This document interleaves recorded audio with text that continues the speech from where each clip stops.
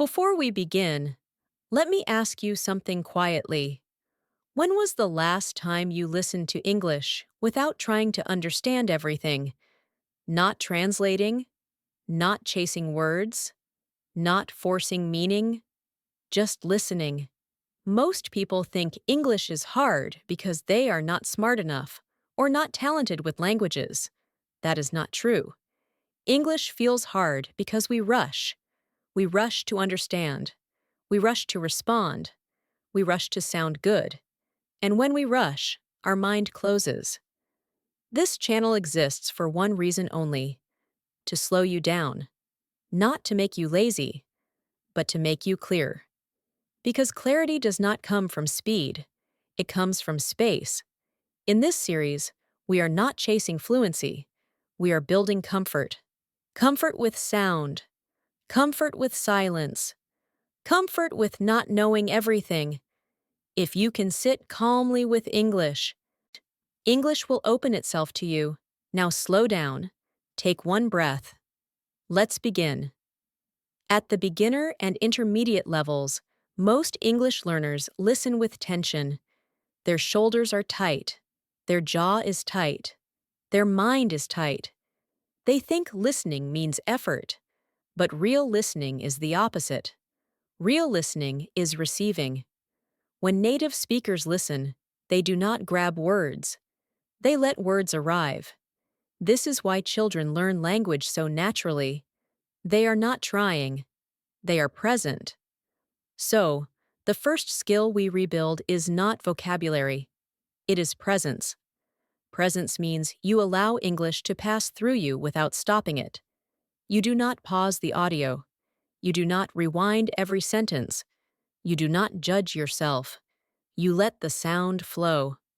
This feels uncomfortable at first. Your mind will panic. It will say, "I don't understand. I'm missing something." Let that voice talk. Do not fight it. Because understanding comes later. In slow-paced English, we separate three things: sound, meaning, control. Most learners mix them together. They want control immediately. They want meaning immediately. But sound must come first. Think about music. You do not understand music. You feel it. Language is closer to music than math. So, in this channel, we train your ear before your brain. Here is a simple but powerful practice. When you listen to English today, do not repeat. Do not write. Do not translate. Just listen for rhythm.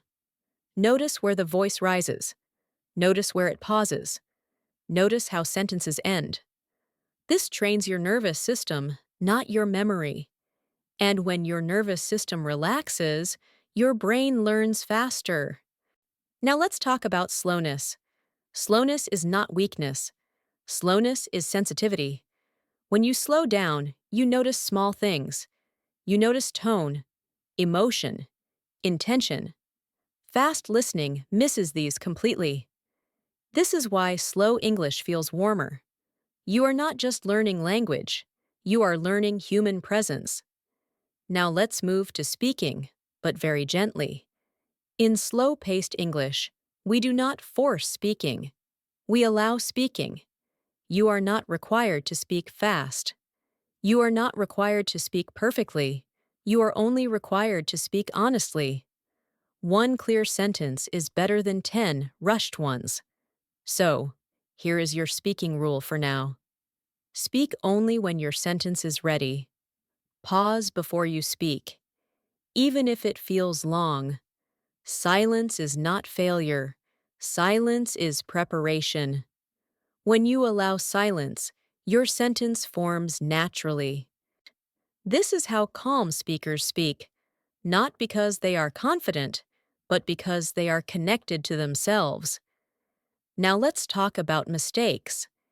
In this channel, mistakes are not corrected aggressively, because aggressive correction creates fear, and fear blocks learning. Instead, we let mistakes soften over time.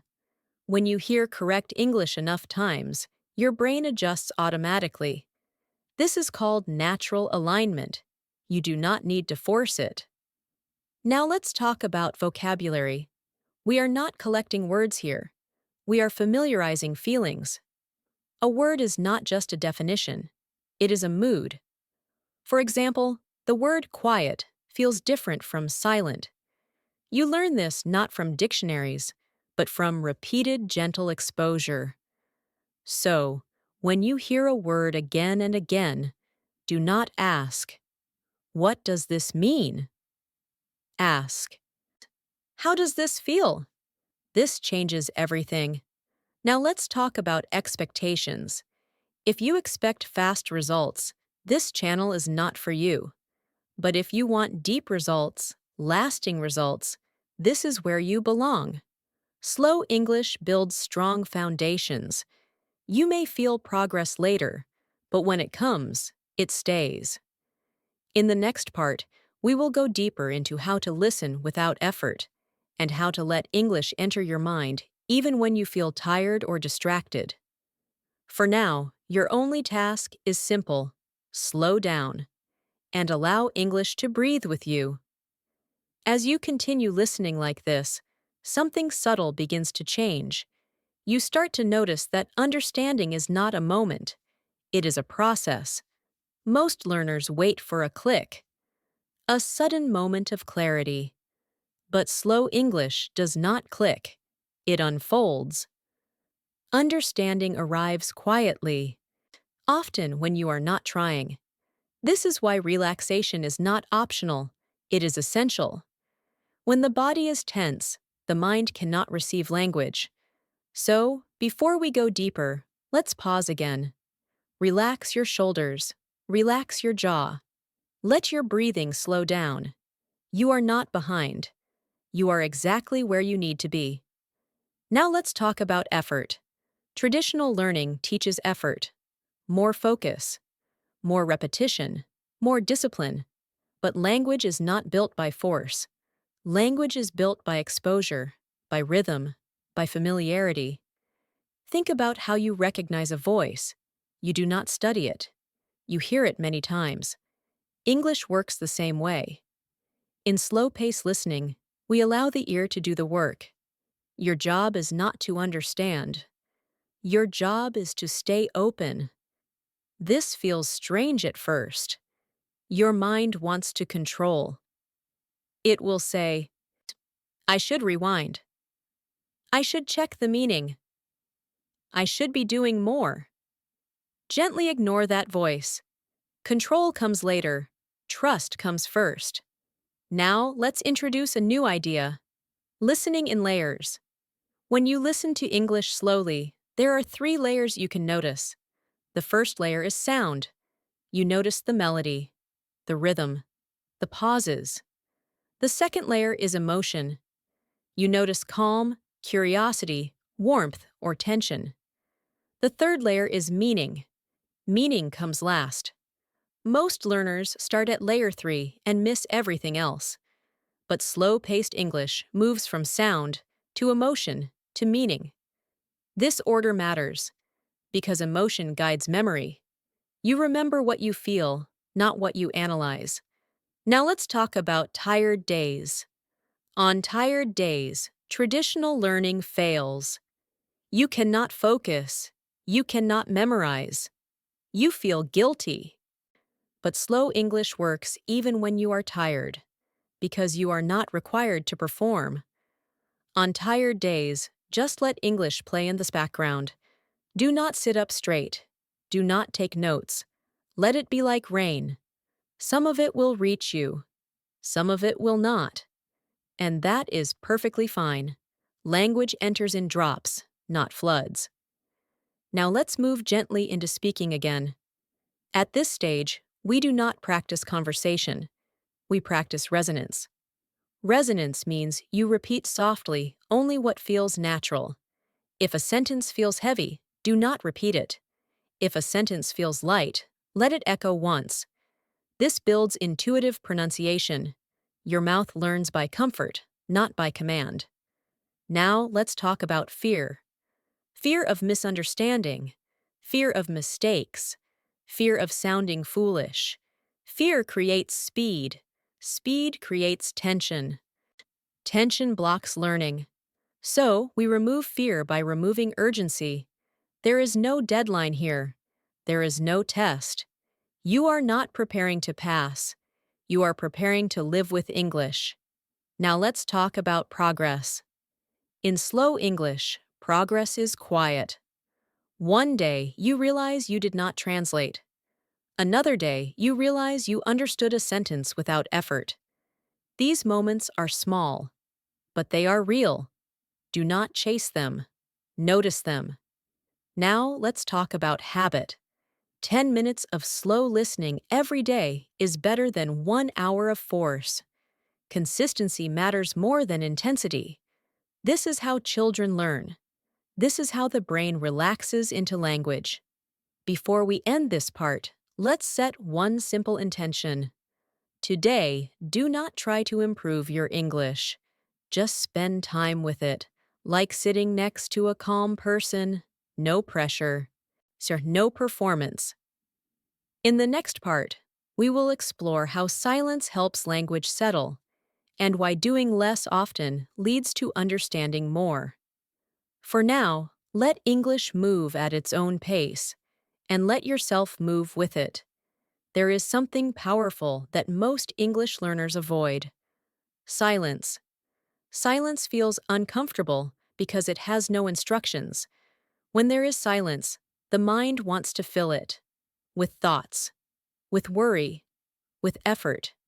But silence is where language settles. Think about water. If the water is always moving, you cannot see the bottom. Only when it becomes still, clarity appears. English works the same way. When your mind is constantly busy, English stays on the surface. When your mind becomes quiet, English sinks deeper. This is why slow pace matters. Now let's talk about pauses. In natural English, so pauses are everywhere. Between ideas, between sentences, between thoughts. But learners are taught to avoid pauses. They think pauses mean weakness. They think silence means failure. This belief creates tension. In reality, pauses mean respect. Respect for your own thinking. Respect for the listener. So here is a gentle rule. After every sentence, allow a small pause. Even when listening, even when speaking, do not rush to the next sound. Let the sentence finish inside you. Now let's talk about inner silence. Outer silence is easy. You turn off sound. Inner silence is harder. Inner silence means you are not commenting constantly. You are not saying, "I understand." "I don't understand." "This is hard."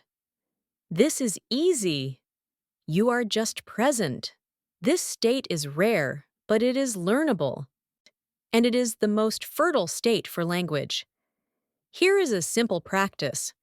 When listening to English, notice when your mind comments. The moment you notice, do nothing.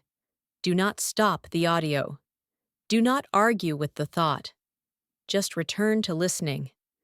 This gentle returning trains awareness, and awareness is more important than control.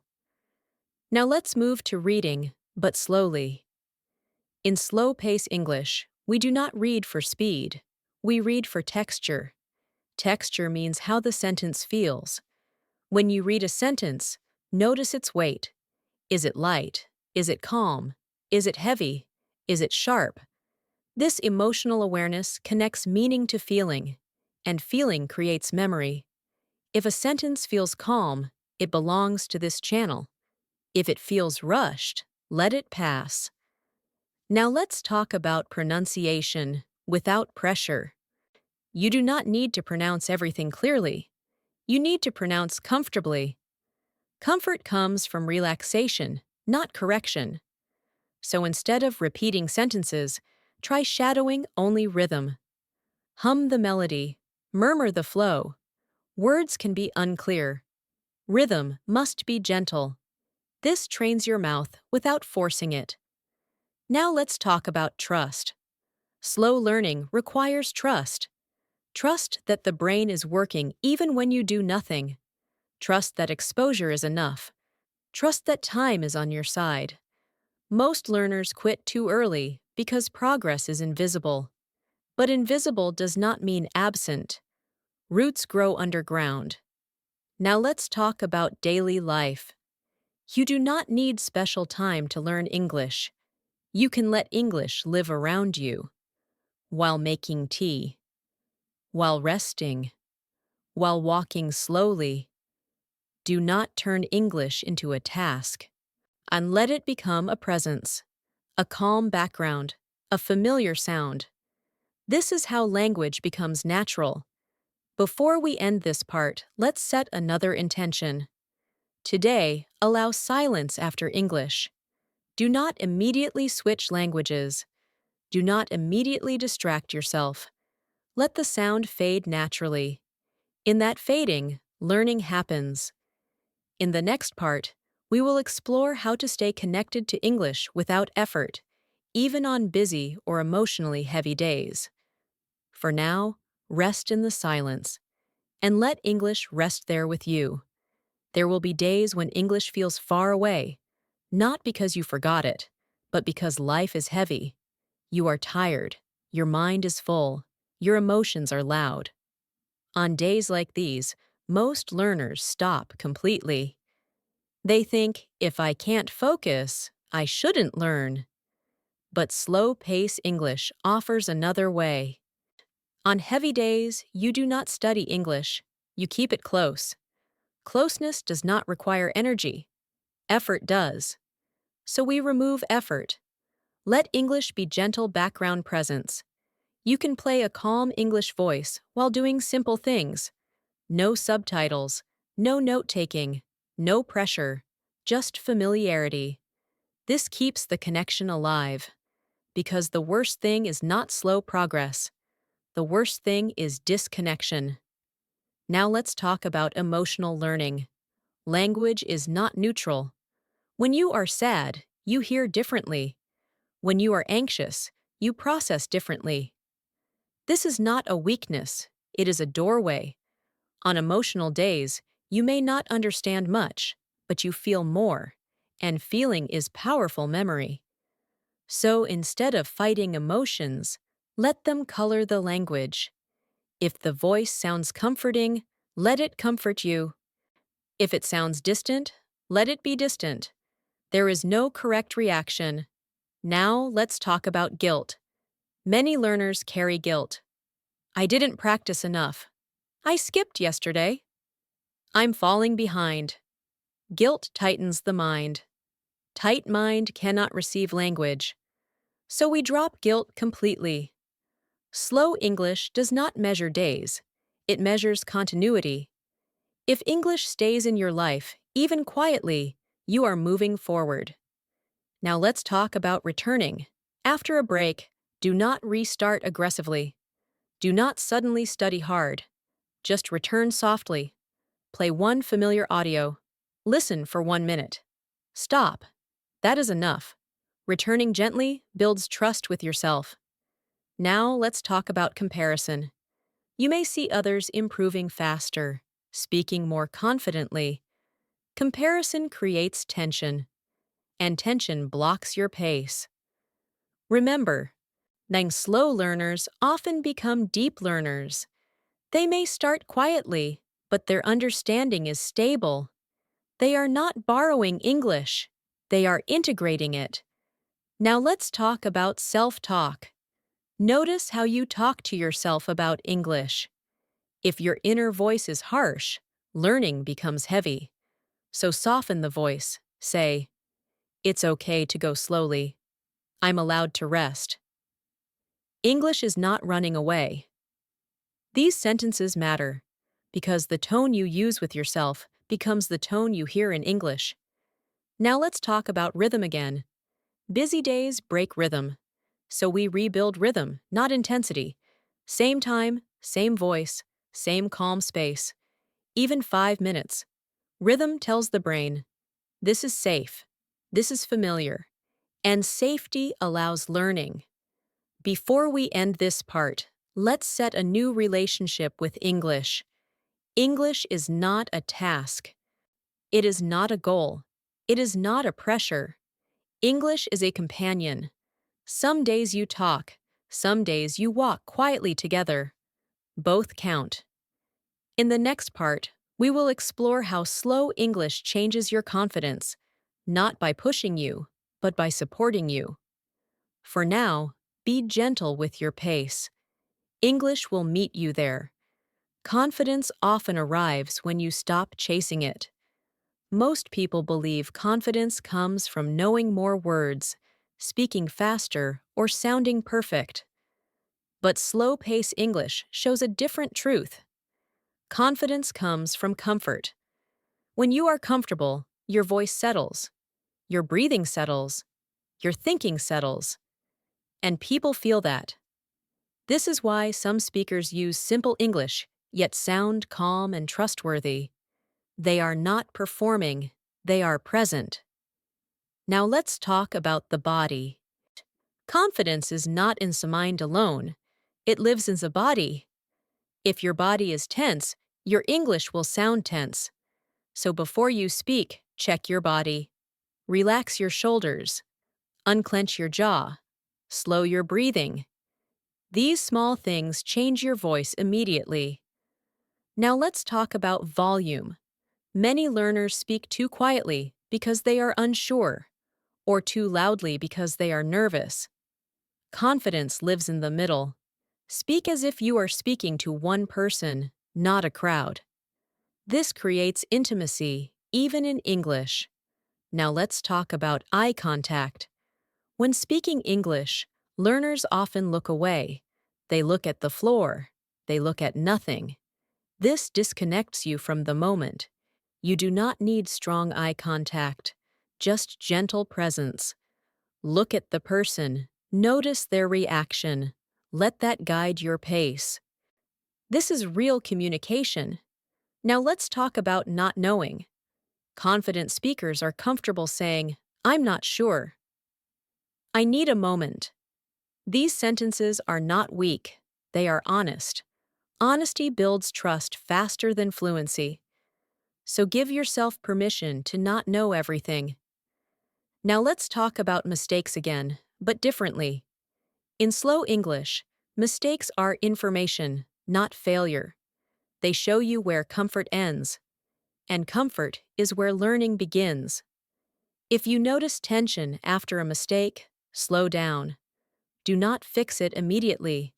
Let it pass. Your brain will correct patterns over time. Now let's talk about practice. You do not practice impressing. You practice feeling safe. Choose low-pressure moments. Talk to yourself. Describe what you see. Speak softly. This builds a safe space for your English voice to exist. Now let's talk about silence one more time. Silence before speaking is a sign of confidence. You are not rushing. You are choosing. So, allow silence. Even 1 second changes how your words land. Now, let's talk about long-term confidence. Real confidence grows slowly. It grows when English becomes familiar, when it feels like home, not like a stage. This is why slow-paced matters. Fast confidence often collapses. Slow confidence stays. Before we end this part, let's set one final intention. You do not need to sound better today. You only need to feel calmer. Calm is progress. In the next part, we will explore how slow English helps you think clearly, not just speak calmly. For now, stay with the calm. Your English is growing there. When the pace slows, thinking changes. Not because you think harder, but because you think clearer. Most learners believe thinking in English is difficult, but the difficulty does not come from English. It comes from noise. Too many words, too many options, too much pressure to be correct. Slow-paced English removes noise. It creates space, and space allows thought to form. Now let's talk about mental speed. Fast thinking feels productive, but it often creates confusion. Slow thinking feels uncomfortable, but it creates precision. When you slow down, you notice what you actually want to say, not what you think you should say. This honesty is powerful. Now let's talk about sentence length. Clear thinking prefers short sentences, not because you are limited, but because you are focused. One idea, one sentence. This reduces mental load.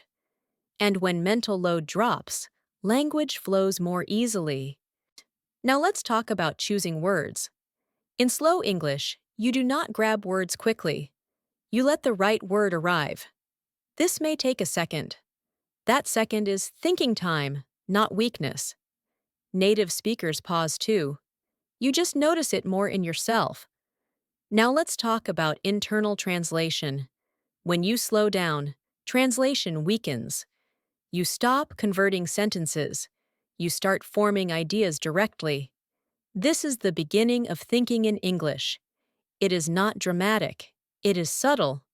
You realize you did not translate. You just spoke. Now, let's talk about listening again, but with thinking involved. When listening slowly, you start predicting. Not guessing words, but sensing direction. You think, this is going somewhere.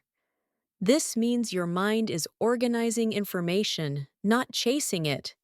This is high-level listening. Now let's talk about problem solving in English. Many learners avoid thinking deeply in English. They switch back to their first language when problems become complex. Slow English allows you to stay. You simplify the problem. You use basic words. You stay present. Complex thinking does not require complex language. Clarity comes from structure, not vocabulary size. Now, let's talk about emotional thinking. When emotions are high, thinking becomes narrow. Slow pace widens it again. You breathe, you pause, you regain choice. This affects not just English, but decision-making. Language shapes thought, and calm language shapes calm thinking. Now, let's talk about mental trust. Trusting your thinking is a skill. Slow learning builds it. You learn that you can pause. You can wait. You can find the words. This trust reduces anxiety, and anxiety is the biggest enemy of clear thinking. Before we end this part, let's reflect quietly.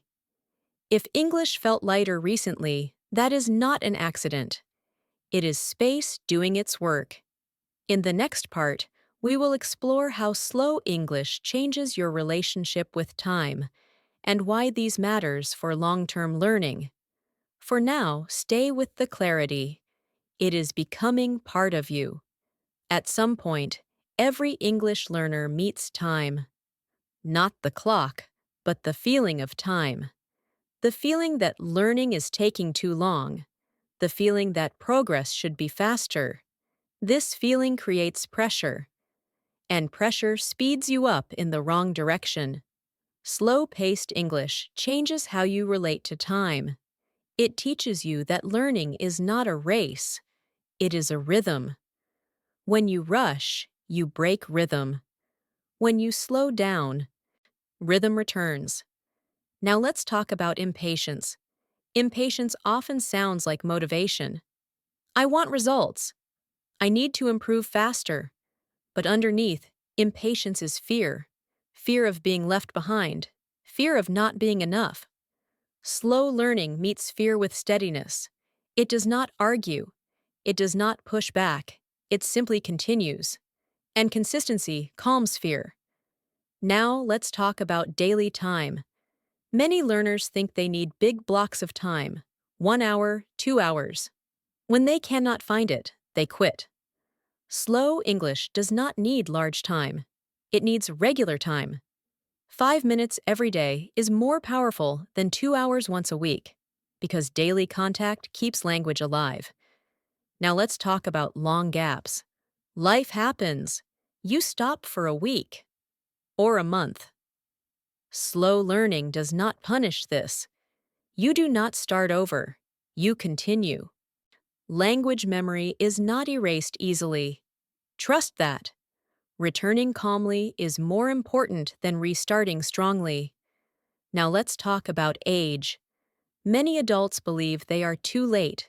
That language belongs to the young. But adults have something powerful. They can slow down intentionally. Children slow naturally. Adults must choose it.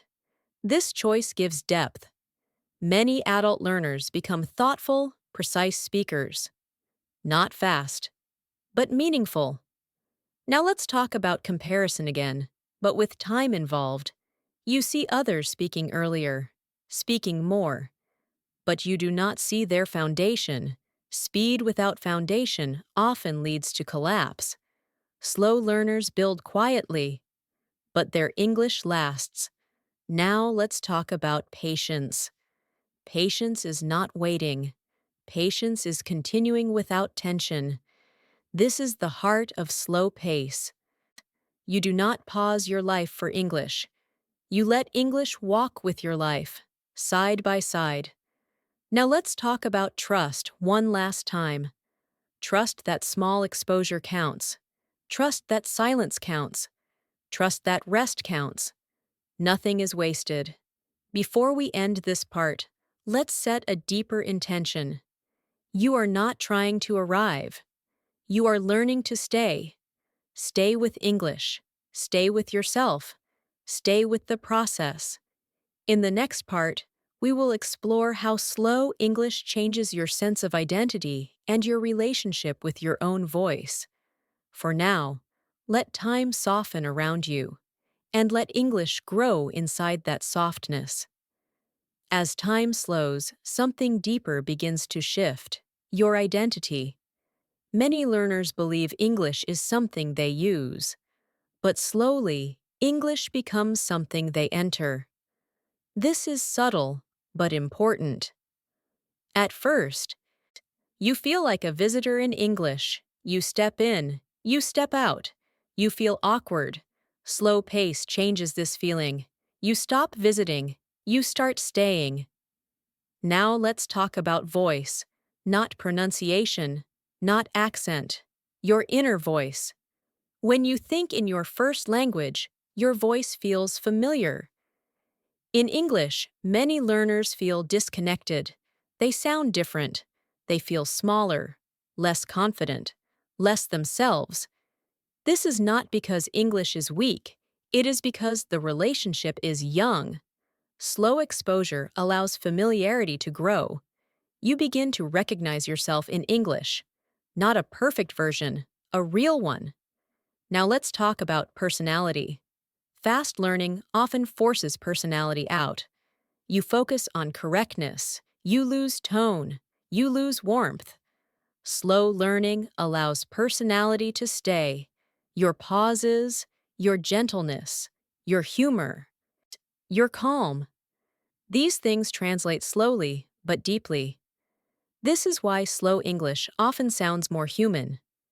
Now let's talk about authenticity. Authentic English does not copy native speakers. It expresses you through English. This takes time. You must hear yourself enough, speak enough, pause enough. Rushing creates imitation. Slowing creates expression. Now let's talk about shame. Many learners carry shame. They feel embarrassed by their voice, their mistakes, their accent. Shame tightens the voice. Slow pace softens shame. When you give yourself time, you stop fighting your sound. You accept it, and acceptance allows growth. Now let's talk about safety. Your voice needs safety to exist, not correction, not judgment, safety. So choose environments carefully. Choose calm content. Choose kind speakers. Choose moments without pressure. Your English voice grows where it feels welcome. Now let's talk about ownership. One day, you stop asking, "Is this correct?" You start feeling, "This sounds like me." This is a quiet milestone, not loud, not dramatic, but deeply satisfying. Now let's talk about silence again, but differently. Silence is where identity integrates. After speaking English, sit quietly. Let the words settle. Let the feeling remain. This is where English becomes part of you, not something you perform. Before we end this part, let's reflect gently. You are not becoming someone else by learning English. You are expanding yourself. English is not replacing your voice. It is adding another layer to it. In the next part, we will move toward integration. How slow English becomes a natural part of your daily thinking, without effort, without pressure. For now, honor your voice. It is learning to speak in a new way.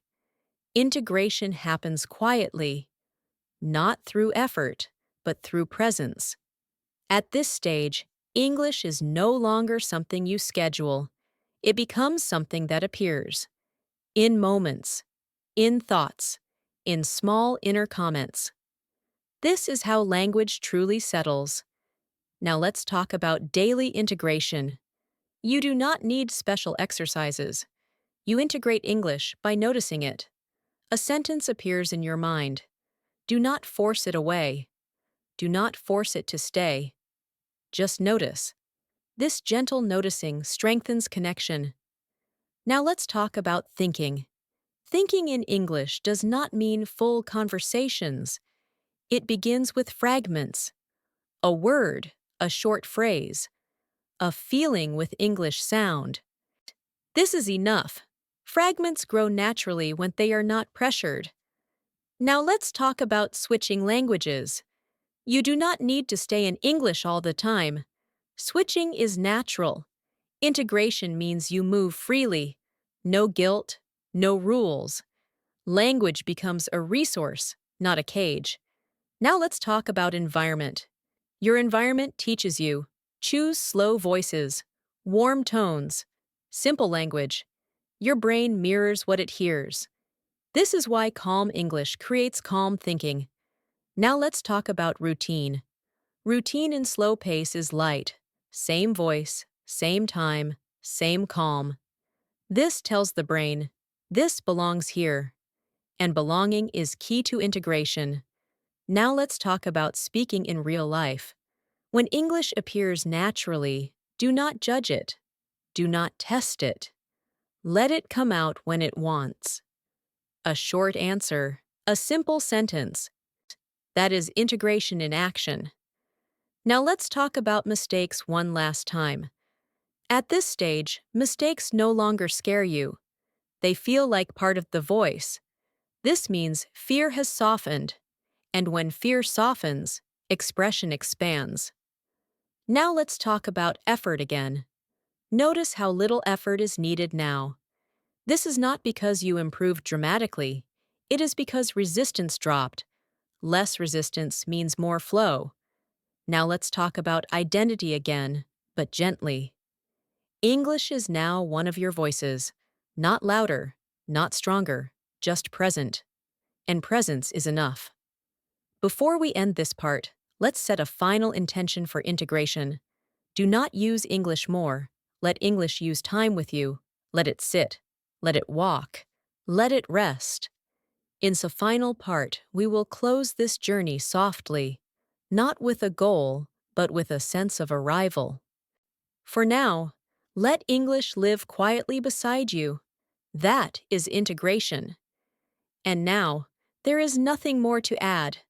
Not because everything is finished, but because everything is already here. English is no longer something you are chasing. It is something you are allowing. You have slowed your listening, softened your thinking, made space for silence. And in that space, English found a place to rest. This is the quiet truth of slow learning. Progress does not announce itself. It settles. One day, you notice you are less afraid. Another day, you notice you are less tense. And one day, you notice you are simply listening. Not to improve, not to understand everything, just listening. Now let's talk about arrival. Arrival is not fluency, it is familiarity. English feels familiar now, not perfect, not complete, but known. Like a path you have walked enough times to trust your steps. Now let's talk about the future, but without pressure. You do not need a plan. You do not need a target. If English stays close to your life, it will continue to grow. Naturally, quietly, at its own pace. Now let's talk about gratitude. Thank yourself for slowing down. In a world that rushes, slowing is a brave choice. And it changes how you learn, how you listen, how you speak. Not only in English, but in life. Now let's return to the beginning. The first question was never, how can I learn English faster? The real question was, how can I stay with English without losing myself? And now, you know the answer. You slow down. You stay gentle. You keep listening. That is enough. There is no finish line here, only continuation. So when this audio ends, do not rush to the next thing. Sit quietly for a moment. Let the words fade. Let the silence remain. English will still be there, walking with you, breathing with you, at your pace.